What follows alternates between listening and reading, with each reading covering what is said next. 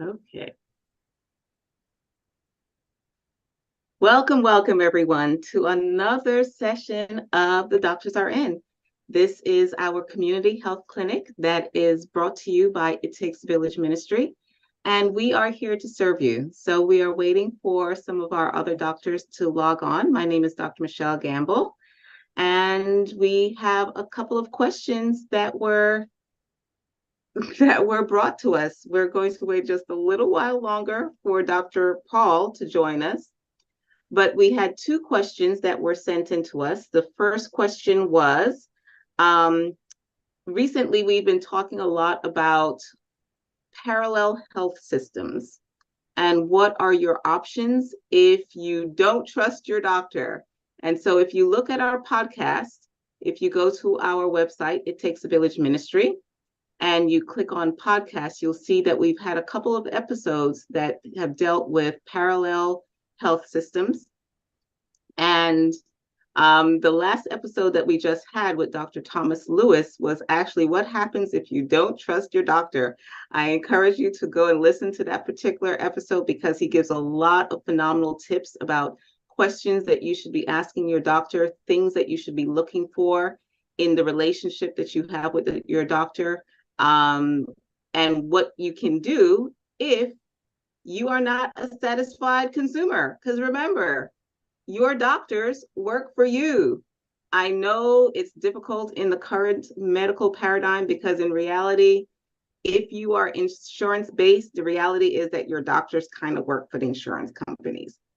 But, the insurance companies technically should be working for you because it is your money.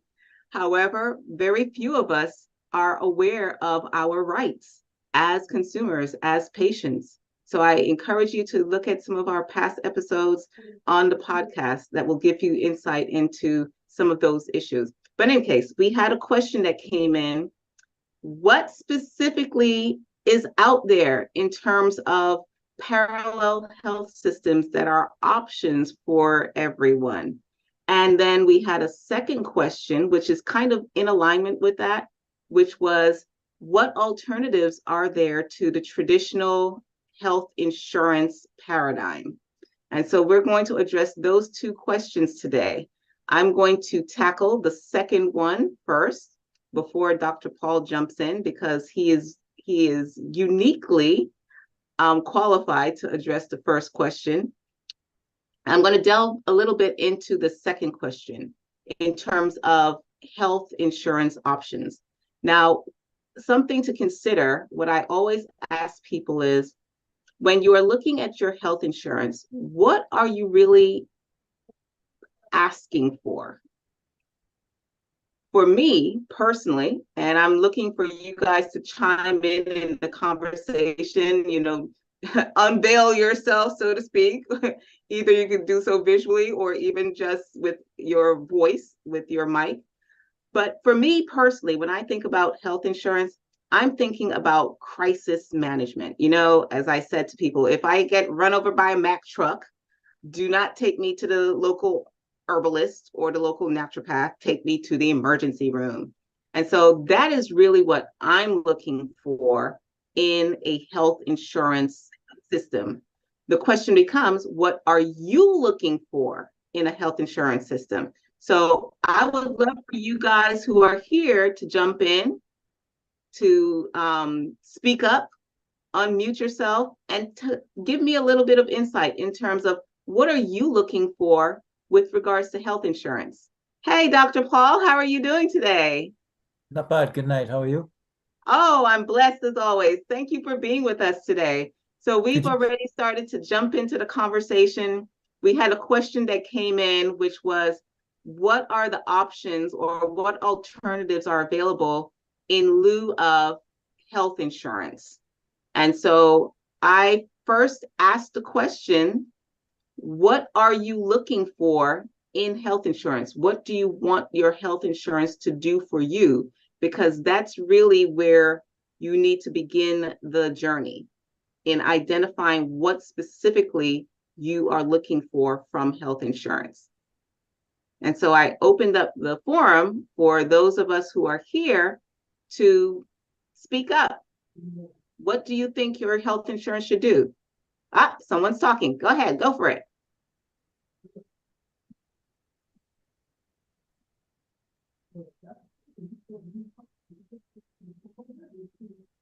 No one's going to speak up. No one has any ideas of what you want from your health insurance company.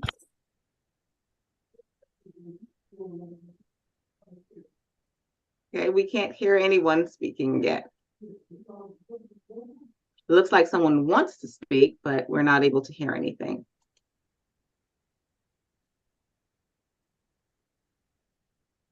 Okay, well, Michelle, I will give it a shot. My name go is for it. Chester Tucker, for those of you that are on the portal with us tonight. And I am a retiree from the educational profession. And one of the things that I've experienced with health insurance is the fact that they have so many exclusions. Exclusions in terms of what they will cover, how they will be able to meet the needs of the patients in terms of specialty physicians or finding those that are out there in the service area to provide their expertise in identifying underlying issues. Mm. So what do you want your health insurance to do? I want them to be able to pay for being able to go out and search or research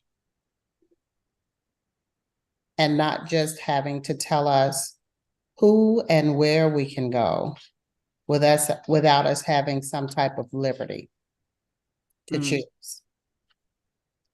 So you are looking for the ability to get alternative perspectives on your health? Is that yes. So that they will not just treat the symptoms, but to be able to help us to find out what the underlying issues are. Okay. All righty. Anyone else? What are you looking for from your health insurance?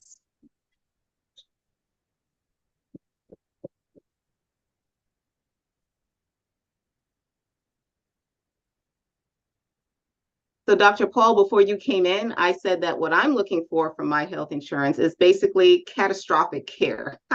You know, if I get run over by a Mack truck, I want to be able to go to the hospital, get care without having to lose my house in the process.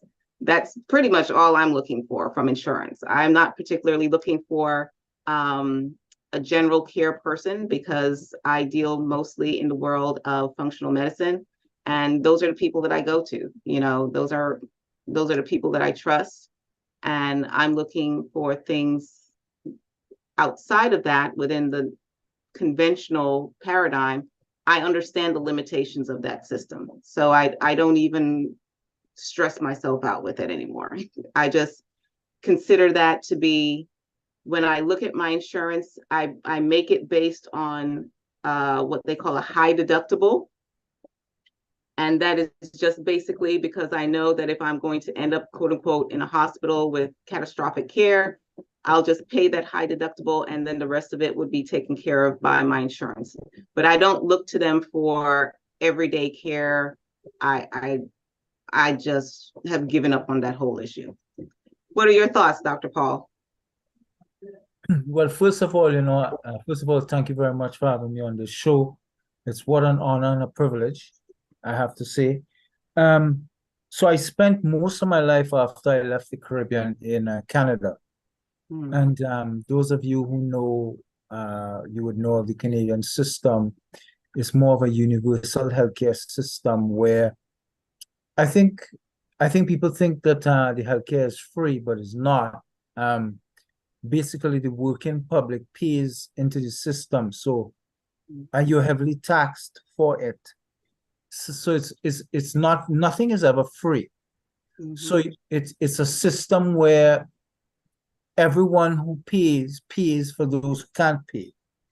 So it's a different system than the United States. Now I live in America today, so I'm experiencing the healthcare system there, which is very surprising and shocking in terms of how expensive it is and how complex it is just to navigate it, just to figure it out and to set it up. And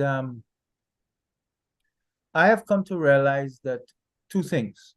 I like your answer in the sense of the approach of a more high deductible so that the insurance would cover those elevated costs should they arrive. But I think now I have realized that when even I visit healthcare, most of the situations that you go to the doctor to today, you could generally manage on your own. And I have realized too that except for the need for antibiotics for bacterial infection and the need for some hardcore surgery where you need to set limbs or you need cardiovascular surgery or like surgery. Maybe 90% of why we go to the doctor and stuff, the system knows that we really don't need to come to see them. It's like they've generated this system that you know, if the healthcare system was very honest to the patient, to persons and say, look, you know, you are really experiencing problems in living. You have, you know, life is difficult, it's challenging. You have most often not psychological, but you have emotional stress. Yeah. Sometimes all you really need is to take a few days off. Take a few days off and just, you know, look at your life, look at the stresses in your life, clean your plate of life, so to speak. But because it manifests in health symptoms, ailments, etc., that we rush to the doctor, and the medical care that we get right now, frontline medical care, I find is so terrible. It's so atrocious. It's we're not, and I think COVID revealed the underbelly of the medical system. It revealed the fact that, well, first of all, we were all denied care for a good couple of years where everything was a COVID bed. So if you actually had a medical condition like cardiovascular illness or the beginnings of some cancer or diabetes or something, many people could not get care from their clinician or the hospital. And they went home and they waited, and their disease sequelae progressed so far along that we're actually seeing it in the data today with the excess mortality. Because the virus isn't killing people as 3 years ago, the more lethal strain, the initial legacy strain, so to speak. So what is killing people today? And it's a combination of factors to do still with COVID. And I would say that a lot of people have advanced in their disease because they did not get care 3 years ago, and they've progressed. And for some of them now, we are seeing the ramifications of that with deaths that are happening that should not have happened had they been treated. And that's why my view is that's why, like, I'm connected to this wellness company now, which I know you probably know about, TWC.health. And why people like Dr. Talk, James Talk, Dr. Peter McCullough, Dr. Harvey Reish, myself, why we are linked to the wellness company is because the focus or the mentality is so that people can take their healthcare decisions back into their own hands, to make those decisions for yourself, become very proactive in understanding the issues, understanding, you know, why you could be having some particular ailments, and that it's not that we are supposed to be living a life of multiple drugs that the medical system will medicalize us with, etc., that we could focus more on health and well-being, that we could improve our lifestyles legitimately, that we could improve improve our diets, what we eat, improve our physical activity, just improve generally decisions that we're making. And I think the wellness company, that's the focus. It's not on medicalization of the person. And it's putting healthcare decision making back into the hands of the person. And you know, trying to educate people on the issues of alternative medicines, so to speak, and not the normal heavy hardcore therapeutics. So we're looking at vitamins, multivitamins, nutraceuticals, natural health products, so to speak, that could offer support. In some instances, supplement what you're already using, but it's a very different. It's a medical approach that is trying to tap into telehealth, telemedicine, where persons could get a second opinion, using that term, outside of your regular doctor. Because often, I'll be honest, when I moved to New York, it took about a year before we found a doctor. And then after we found the doctor, we lost the doctor. And I was so surprised. I was so surprised that in the United States, it's so difficult to, first of all, figure out the healthcare insurance system. And when you figure out what you can and cannot get, you can't even find a doctor. So it's in some sense outrageous, because people are working very hard and paying into a system. They're not getting the care that they deserve. And I think our mindset has to change in how we approach health, in the sense that we just want to run to the doctor if some little issue, and then we have to deal with the issues of health insurance and all of that. What I am saying is that we are generally more healthy than we realize, and with sensible, common sense decision making, I think we could show that. I say it this way: the insurance industry, the medical industrial complex, they seem to have captured us as people, and that we become so dependent on it. We need to shift the focus back to us and tell them that we don't need you. I mean, sorry. I think that's very key, that we have to look at how do we perceive health in the first place. Yes. You know, for instance, when we look at our car and we get car insurance, we don't expect the car insurance to cover maintenance. It's not going to cover washing the car. It's not going to cover the oil changes. It's not going to cover the periodic maintenance and things of that nature. And when we look at our health, I think we need to start looking at it in the same way, that we need to be more responsible and accountable for what manifests in our life as disease. You know, disease is not going to be resolved by going to 50 million different doctors. Most disease is a result of lifestyle choices. And that is something that the medical paradigm, the way it's currently structured, is not going to address, because doctors are not trained in nutrition. They're not trained in things that promote health and well-being. They're trained in identifying a disease pattern and medicating it, managing it through certain pharmaceuticals. But nothing is going to address reversing that disease pattern, and nothing is going to really address preventing that disease pattern from evolving in the first place. So, well, I think, go ahead. Sorry. No, but I think you have just hit the nail on the head for the listener. I'll give you an example. And again, it's not that I'm talking about the wellness company, but the nutraceuticals that they have produced so far, the healthy heart, the diabetes control, the spike recovery. We have a problem with metabolic syndrome, and I know you, as the expert, you would know what I'm talking about. Metabolic syndrome, metabolic disorder, for those who are listening. I don't know what this audience, if it's made up of doctors, if it's made up of... No, just ordinary people. Okay. So, and those of you who know what we're talking about here is metabolic disorder, metabolic syndrome is probably the biggest plague that we have in the United States, in Canada, in the UK, in the entire Caribbean.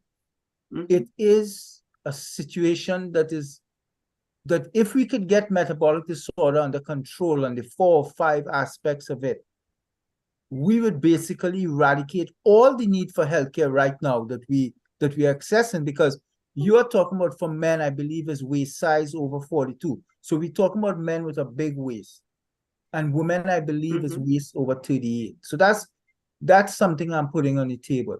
Metabolic disorder is made up of about 4 or 5 different issues for you to be classed as having metabolic disorder. Elevated cholesterol, elevated sugar, I believe elevated blood pressure also. Triglycerides, blah, blah, blah. Now, what's the bottom line? The bottom line is, if you could get that sugar under control, if you could get that blood pressure under control, if you could make the lifestyle changes and choices to deal with that, you would find that you won't be making a trip to the doctor and those issues that are plaguing you, because the antecedents of cardiovascular illness, cancers even, diabetes, renal failure, all of them sit in the wheelhouse of metabolic disorder. If we could get our blood pressure, our sugar, our cholesterol down, we will not be going to the doctor. And that is where the focus. This metabolic syndrome disorder is a key in the Caribbean. I've been visiting recently. My mom isn't well. She had a stroke. And I'm just stunned by the society in Jamaica, Barbados, Trinidad, all of the islands. It's a serious challenge with diabetes. I mean, the sugar, etc. And the public, they just don't seem to understand the seriousness of the issue.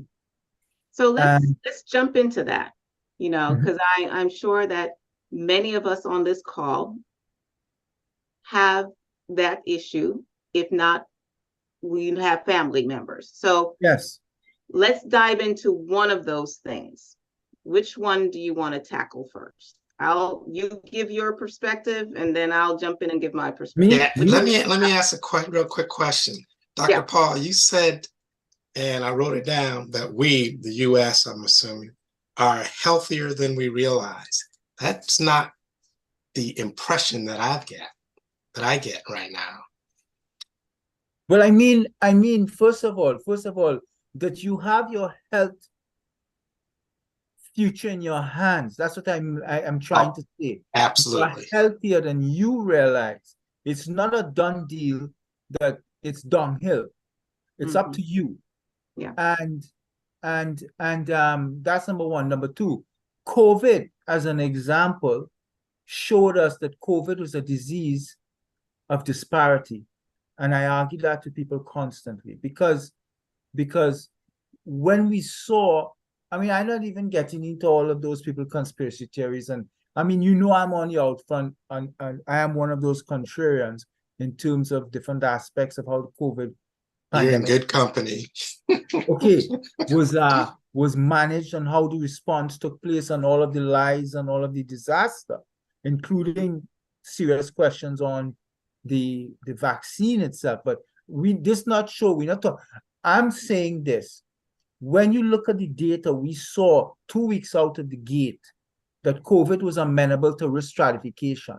And we knew quickly that your baseline risk was prognostic on your outcome. So the risk that you brought to the table dictated what your outcome would be. So, and we knew that age was the principal risk factor. And what we saw was that the median age of death in February 20, March 2020, so 3.5, 4 years ago, was about 83, with 3 underlying medical conditions, grave medical conditions. So we are talking about elderly people principally who were sick.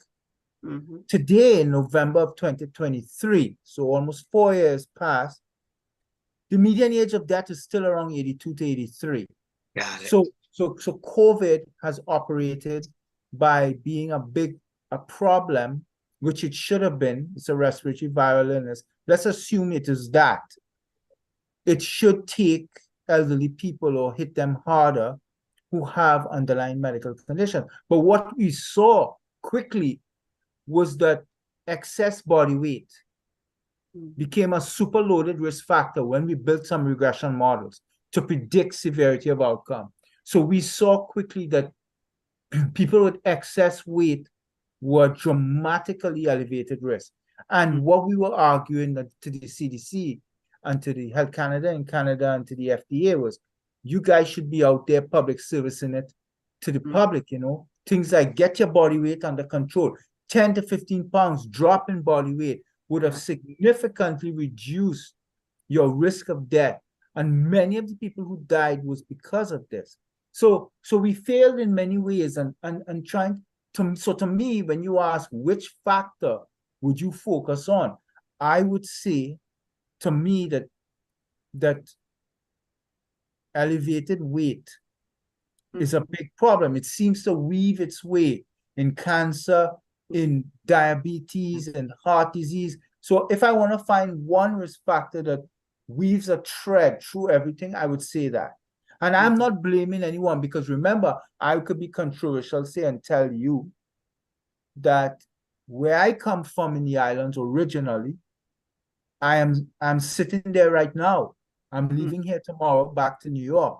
When I look at the society and I go around and I see family, I see friends, whatever, I know that the excess weight that I'm seeing is not of affluence. That is for some of the population. But a lot of people, they eat so poorly because they're poor. They can't afford those healthier things. They have to stock up on the excess starch, the heavy rice, the heavy potatoes down in the Caribbean. And they don't understand. But you see, it's such a complex, terrible discussion because Dr. they have no choice. They have no choice. I'm going to disagree with you on there, because my family is from the Caribbean. My mom and dad are in Jamaica right now as we speak. And what we have gotten away from is our roots, meaning most Jamaicans have a piece of land, have a little something that they can grow some vegetables and things on. But we have bought into the American system, and we have bought into this idea that we have to go and buy the processed foods, whether it be the flour or the white rice or the Uncle Ben's or whatever it is. In fact, we'll kill to go buy that stuff instead of buying the cocoa, the cassava, the yam, and go get some kalaloo. And all of those things are not the things that put the weight on. There's so many vegetables in the islands that are available. There's so much place that we can actually grow land, but we have become addicted to the high caloric foods that are minimal in their nutritional value. And Michelle, yeah, I am not from the island. I am from an island in the US, and I have to concur with you, because I watched my ancestors who grew up on fresh fruits and vegetables, very limited unhealthy fats. What they ate years ago, and I'm going to say over 60 years ago, telling my age, and what we are consuming today, it is the preservatives, the unhealthy fats. It is what is convenient, because the family today doesn't seem to have the desire to prepare healthy meals. They want the quick and in a hurry dishes. And I do agree with Dr. Paul, where he was talking about weight here in the United States. because many of our children today, coming from the educational system, do not have the option to get into physical education because the school system deemed that it was not important. So Yeah. now we are raising a group of juveniles That is very. Mhm. that is overweight. But Yeah. but you are hitting the nail on the head, and I'll tell you two things just to pepper the conversation. One, Mhm. in Trinidad, where I'm from, I'm sitting there now. So you're Jamaican. My background is part Cuban, part Trinidad, but I was born in Trinidad, so I'm a Trini. Um, do you know something? Kentucky Fried Chicken. This is a statistic that shocks everyone, but it's a fact, and you can read it. Kentucky Fried Chicken has a branch in the main town in Trinidad called Port of Spain is the main, like Kingston in Jamaica, Port of Spain, our main city. Mhm. The KFC in Trinidad and Tobago in Port of Spain sells more KFC than anywhere in the world. And I did not know that until I read about it and I went to see. The KFC in Trinidad and Tobago sells more KFC than any other branch in the entire world. And So, KFC is not cheap. KFC okay, costs more money than eating real food.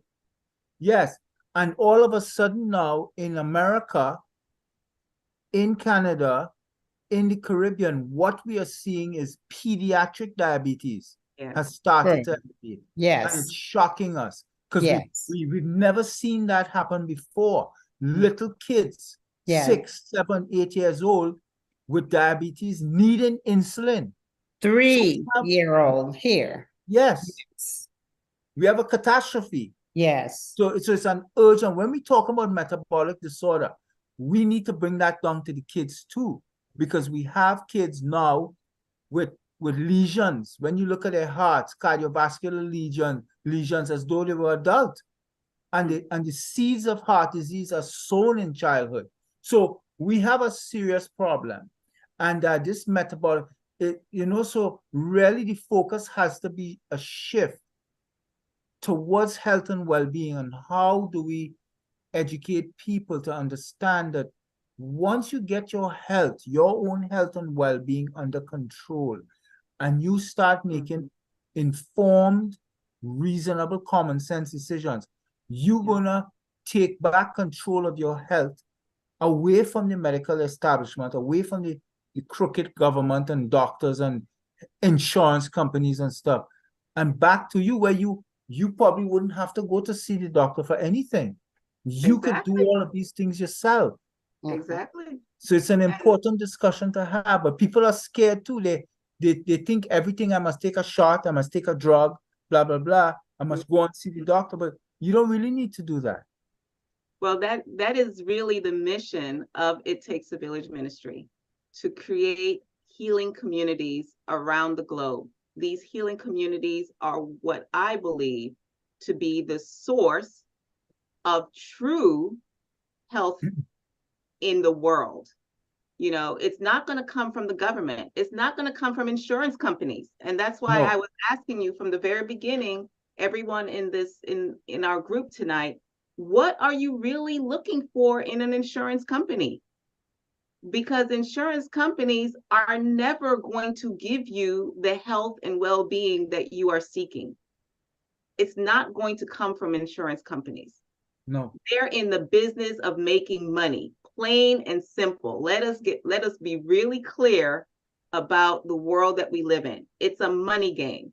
And so it was interesting, Dr. Paul, that you started off by saying, that we need to start to look at other things that contribute to health, like stress, and for instance, about 2 weeks ago, I got a notice that, hey, Michelle, you qualify for the government's free health insurance. I was like, what?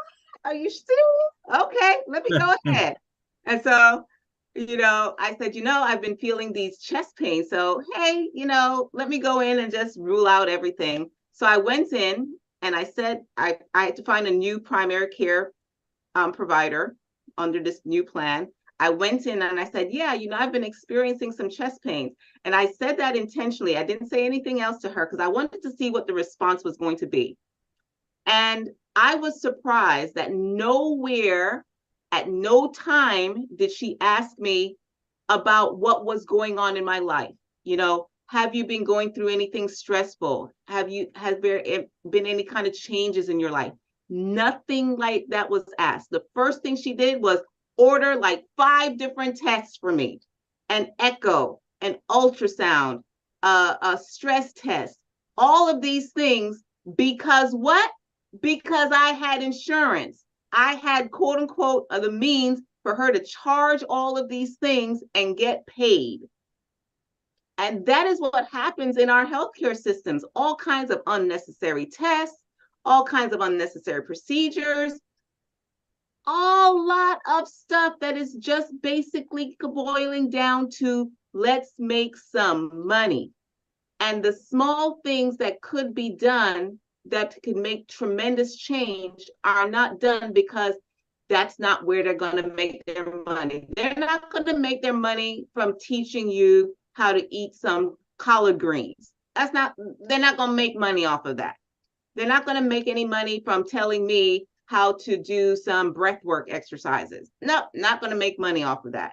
They're only going to make money off of these other procedures, medications, So again, the question is, what are you really looking for in a health insurance? What is health insurance actually about? It's about business. It's about making money, plain and simple. So that's one of the reasons why I really love the Wellness Company. And I want to talk about the Wellness Company. And also there's another company, and we're going to be interviewing someone from the New Health, which is what's called a health share type of approach to insurance, where you're no longer looking for the insurance company to do something for you, but rather you're looking at being able to share the costs with a community. And when you're sharing the cost with a community, you can go in and get procedures done on a cash basis that is significantly lower than what is being charged to an insurance company, even with the co-pays that are done with the insurance company. So we're going to talk about that a little bit more. But now, Dr. Paul, I would love for you to talk to us a little bit about a different approach to health that is being done with the Wellness Company, in terms of, you have a program that's called something about reducing your medications or something. I forget what the name of the program is, but I'm sure you can fill us in. Yes, well, I mean, thanks very much for the opportunity. And the reality about it is that Foster Coulson, who's the CEO of the Wellness Company, a couple of years ago when COVID began, I mean, I'll just be quick. These guys were in British Columbia, his family, they're into the logging and different aspects of industry. And but he wanted to get involved in COVID and he started off in a union with Dr. Zev Zelenko, who worked with myself, Dr. McCullough, Dr. Reish, etc. We formed the early treatment model, that early treatment of antivirals, corticosteroids, antiplatelets, and stuff. With Zev Zelenko was actually the lead scientist.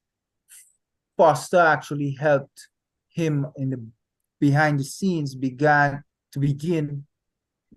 conducting the research and bringing forward things like the ivermectin and all those, the antivirals and stuff, the Z-Pack and all of that. Now, Foster decided, he wanted to get into healthcare. He was frustrated with the kind of healthcare that people got, especially during COVID, in his own family, in the sense of we could not get healthcare in America or even in Canada, anywhere in the world. So they began this focus towards this shift towards telehealth, where he brought on board a bunch of doctors who were willing to conduct their consult on telephone, Zoom, or however, initially. And so that whether you got to see your doctor in America or in Canada, principally right now in America, whether you got or you did not, you can get a second opinion through the wellness company as to what your doctor said, or even if you did not get. Right now, they're trying to pivot towards specialist, a model that offers specialist consultations. So that if you have to see a specialist, it normally takes a year in some instances, or if you want to go directly to a specialist, you can come through and you can get to speak to someone, you get your preliminary tests to them, etc., and they will give you a consult as to what should be your next best move. So it's a shift towards empowering the person in making your own decisions. They were angered by the fact that people couldn't get medical exemptions during COVID. So the wellness company had doctors who were brave enough, willing to fight the system and provide medical exemptions to people. They also provide a range of nutraceuticals like vitamin C, vitamin D. They have some core formulas right now, products like Spike Recovery. The Spike Recovery product is one that, people who have long COVID symptoms after the virus or even after the vaccine, people are complaining that they have these symptomatology that we class as long COVID. And we have this natural blood thinning soy-based enzyme called nattokinase, right? That they've bottled. They've put into a formula with a couple of other ingredients, and they make it available. It's called Spike Recovery. And the preliminary research shows us that the nattokinase actually dissolves and busts up the spike protein that the fears that remains in you post-virus, post-vaccine. So it's a company that is trying to revolutionize healthcare with a model towards the telehealth medicine, but a model more towards less medicine, so that you only do what you want to do in terms of your healthcare, but shifting the focus towards healthier lifestyle, healthier eating, healthier decision making. We are providing tons and tons of medical information written in a manner that the public, it's not as though doctors and scientists trying to confuse people and to maintain this social dominance between doctor and patient. No, we're talking to people to explain medical conditions, to explain what you can and cannot, should and shouldn't do. With a heavy focus on this metabolic disorder in terms of elevated cholesterol, elevated triglycerides, blood pressure, elevated waist circumference and stuff. Trying to educate the public that this condition is what plagues us right now. It's a real problem. Offering some nutraceuticals that could help support diabetes, sugar control, etc. So that is one aspect of the wellness company. There are a lot of new initiatives coming around. I'll give you an example too. Out of COVID, we found that a lot of people, when doctors even gave them prescriptions for drugs, they couldn't even get it in the pharmacy. So what they've done is they've put together an emergency prep kit of about 8 prescription drugs that you should have in your medicine chest. And they don't just cover COVID issues like pneumonia and infection, etc. They cover for about 20 to 30 different health illnesses. And that emergency prep kit is available. And I think people should consider it in terms of what are the health illnesses that emerge routinely. But I'm talking to your viewers or your participants here. I mean, person to person, human being to human being, somebody who went through COVID with them. COVID was a disaster. It was a disaster. We lost some people from the virus. That is no doubt. If a lot of people talk about, was it a virus? Look, some of our elderly died and they struggled and they suffered with a respiratory type influenza like illness. There's no question. But we lost people because people were denied treatment in the hospitals and their doctors early on because all the beds were designated for COVID. We lost a bunch of people too due to the lockdowns and the school closures. I can tell you, I mean, if you know of my work, I did work in U.S. government, Health and Human Services during the prior administration. And I broke with the administration, full disclosure, in terms of how I felt the pandemic was being responded to, how I felt a lot of the policies were, and particularly I was against the shots from inside the government. I can tell you that across America, and the media refused to cover this, whether it was the prior president or the existing, I can say they refused to cover. Many children in America, 8, 9, 10 years old, committed suicide. And the media never reported the truth. The truth of what took place 3 years ago, 2 years ago, 1 year, will come out eventually. Many children died.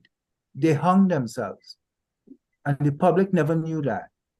During the lockdowns, they couldn't take the lockdown. We did a survey in July of 2020. This was about March, April, May, June, July, 5 months in. We looked at all university-age students in America between 18 to 24, college, university, all. We sampled properly. What we found stunned us. We found that approximately 1/3, so 33 to 35% of American college-age persons who were the healthiest, wellest people in America during the lockdowns, they reported in the month before they seriously considered suicide. And the public didn't understand. These were college, university students. Why? They reported to us that they couldn't understand how their states had locked them down, took away all their rights and their freedoms. I mean, in America, freedom is everything. That data shocked us and made us understand that the country was at a pressure point. We had mothers and fathers who turned up at the emergency room. And I knew because the data was coming to my office and we were spinning it up to the White House. So they knew. And this is why there was a fight at a certain point to open schools and open the economy, because we had all of a sudden husbands and wives turning up to the ER across America, telling the ER doctor, the wife, doctor, I have not worked for 10 to 12 months. My employer closed because they had to. Now the business is closed. I have no more job to go back to. I have no income. That money, $500 a week they give us, it's a disaster. We're losing the house. I have become physically violent towards my husband. I'm abusing him. And the husband would stand there and tell the doctor, I have to be honest too. I have been physically abusive and beating my wife. We are locked in home. We can't go nowhere. Our business, our companies are closed, and we are now violent against each other. And they're standing there with their child in their arm, limp, unresponsive, and the mother is looking at the doctor and saying, doctor, but we're here begging you for help. Today, this morning, we crossed the line. We think we might have killed the child, and the child has broken bones. And that was the legacy of COVID. That was the legacy of the lockdowns and the school closure. Many people didn't know that sexual abuse and physical abuse of children is captured for the first time in schools.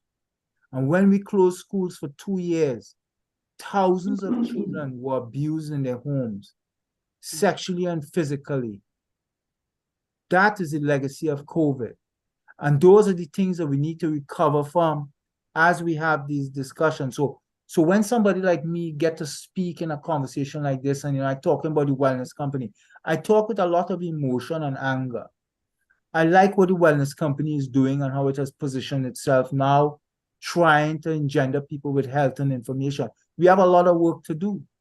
I applaud Foster, I applaud the wellness company, but we suffered during COVID, and some models tell us it will take the next 80 years of this century, 80 years for our children to get back to where they should have been, in where what they've lost maturationally, socially, educationally, psychologically. So we can have this kind of conversation, but we need to understand we're having it now in the backdrop of COVID, and COVID has like devastated us, and it's a terrible situation. Well, you know, Sorry if I digress. No. I mean, what you're saying is absolutely on target. You know, that is why in the first month when this shutdown occurred almost 4 years ago, I came out and made a public statement about the deaths of despair that we were going to see. I warned people, do not social distance, do not lock down, do not wear the mask, do not comply. I said, you are going to see this affect our children more than ever. Before COVID, one of the biggest populations that were afflicted with depression, anxiety, suicidal tendencies were our children. And that just became exacerbated through the entire COVID drama. And for those of you who are on this session today with us, some of you are aware that in the height of COVID, we at It Takes a Village were so dismayed at what was going on that we went on tour in an RV, going to state, town to town, with the message of hope and healing. And we said, we are not going to comply. We created the Teen Leadership Summit in Brunswick, Georgia, where they had that huge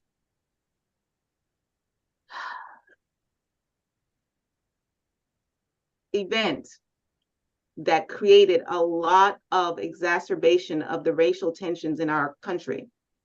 We went to that community in the wake of what happened, and we had that Teen Leadership Summit.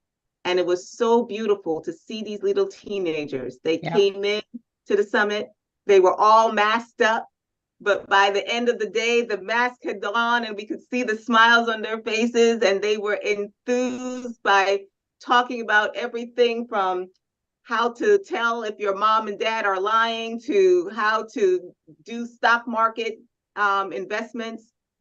That is what we need to do. And that is why we are in partnership with the Wellness Company to bring doctors like Dr. Paul to the Doctors Are In every month.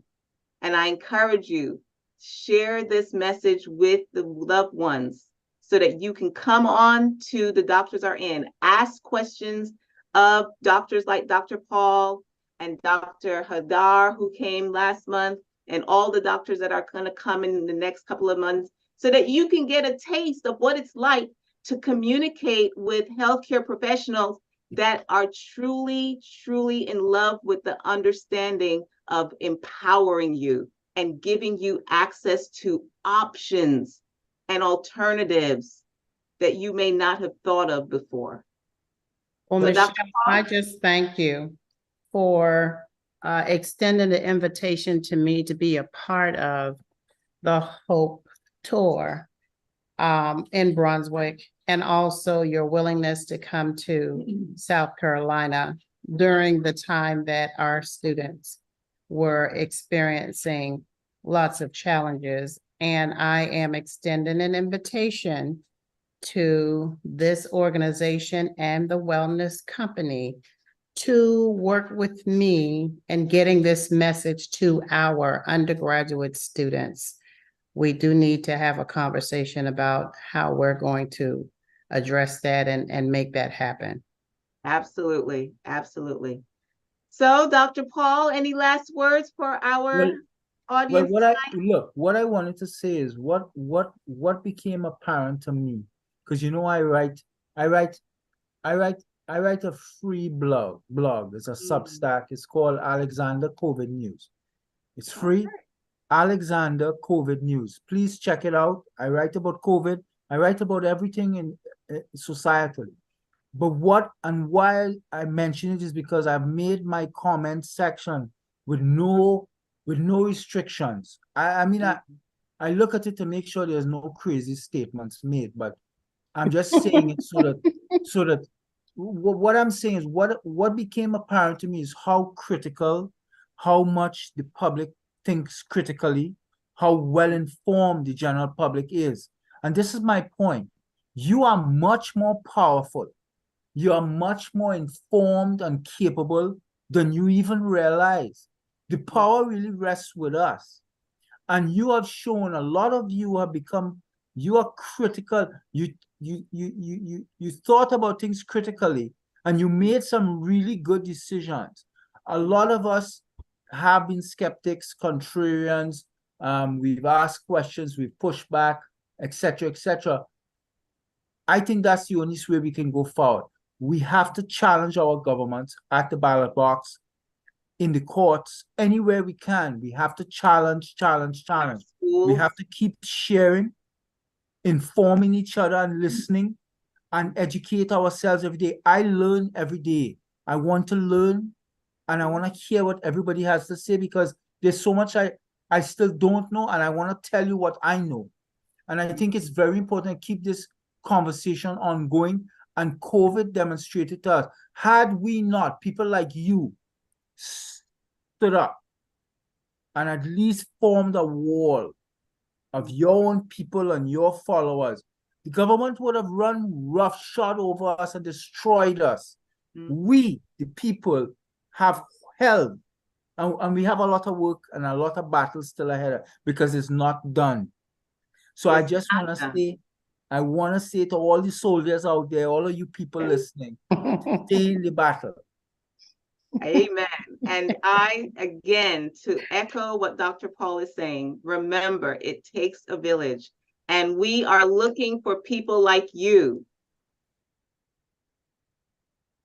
up and become community stewards, want to stand up and be leaders in your community. We are here to support you, and we are going to help you to create that community in your local area. So just give us a call, send us a text message, contact us on our website, contact us through YouTube, and we will come to your community to help you to build that pod, that healing group in your area, because it's just a matter of time and they're going to try it again.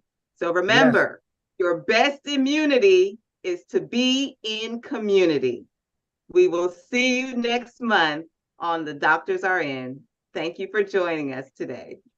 Thank you. Good night, everyone. Good night.